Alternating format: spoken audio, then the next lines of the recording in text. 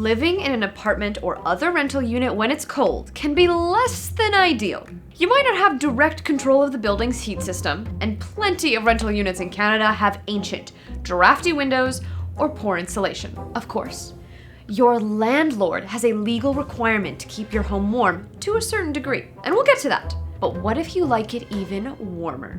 Or you want to shave a few dollars off your utility bills? You can save as much as 30% on your energy bills with basic improvement to your home's heating system and insulation. Try these 9 affordable, straightforward tips for keeping your apartment toasty warm. But first, a quick note on that landlord thing. In Canada, every rental home must be capable of warming to a certain temperature during the winter. If your home's heating system can't bring the temperature inside up to at least 20 degrees Celsius, your landlord will need to improve the heating system or the insulation. Whatever it takes. In Toronto, rental unit heating systems must be able to maintain a temperature of at least 21 degrees from September 15th through June 1st. In the province of Alberta, the temperature minimum is 22 degrees. So if you're freezing at home and turning up the heat isn't enough, get in touch with your landlord. If you like it warmer than those minimums, or you want to shave a few dollars off your heating bills, here come the tips. Maybe the easiest thing you can do. Make sure your heating system isn't blocked by furniture or anything else. Whether your home has baseboard heating, or furnace ducts, or radiators, make sure that your heat sources have a clear space around them. If they're blocked by anything, the heat won't circulate efficiently, and you'll end up paying to heat your couch, but not the rest of the room. Maybe it goes without saying, but keeping doors and windows tightly closed traps heat inside the apartment where you want it. You can even take it a step further and buy draft stoppers to place along the bottom of the doors that lead from your apartment into the common hallway or outdoors. You could be losing precious heat to the tiny cracks underneath those doors.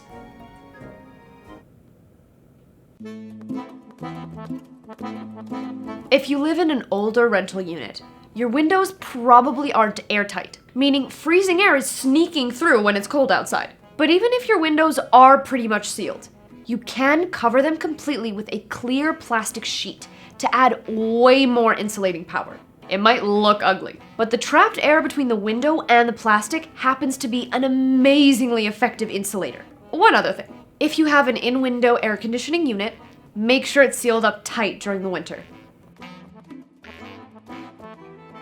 There is no better heat source than the sun, even in the winter. But at the same time, your curtains and drapes help trap heat inside the home when they're closed. The solution is simple.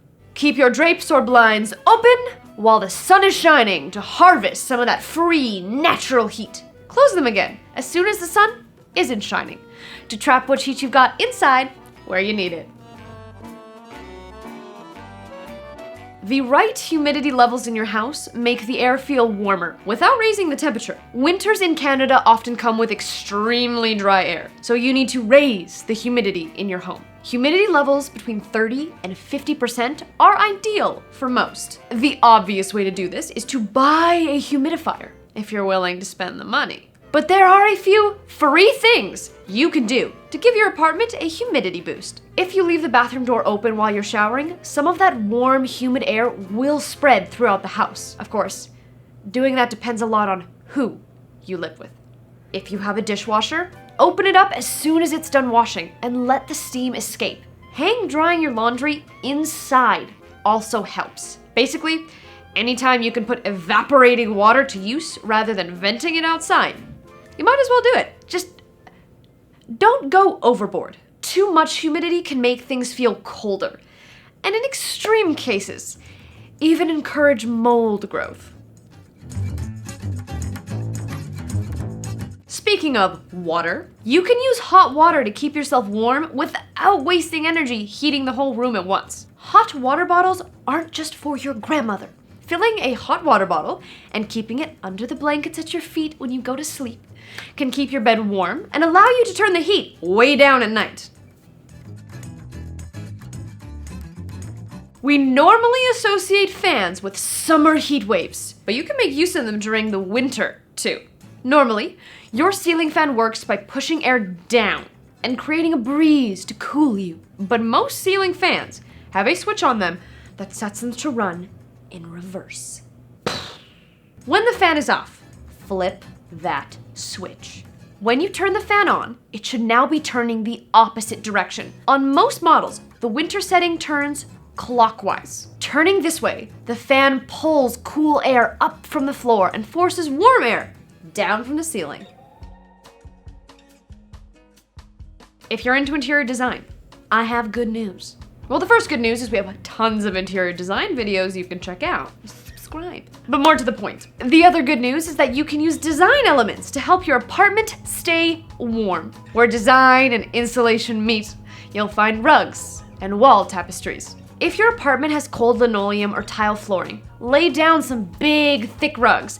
It helps trap the heat and feels warmer on your feet. And if you like wall decor, you can turn that into insulation too. Large wall tapestries can help trap a little heat as well, especially if they're made of heavy material. Space heaters are an obvious way to juice up your heating power. But you should only use space heaters as a last resort for two reasons. They're expensive to operate and they can be fire hazards. If you do decide to go the space heater route, make sure you know how to use it safely.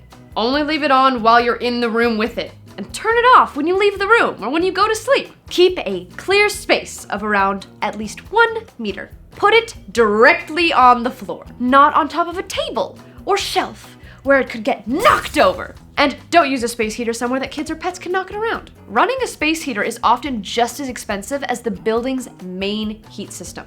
Better to try the first 8 things on the list before you get to that point. For more helpful advice for renters, make sure to subscribe and check out the renter-specific playlist on our channel. Thank you for watching, and I hope you found this helpful. 20 degrees Celsius, your landlord. I was like, what? We named him? My brain went, end of sentence, end of thought. I know you didn't subscribe.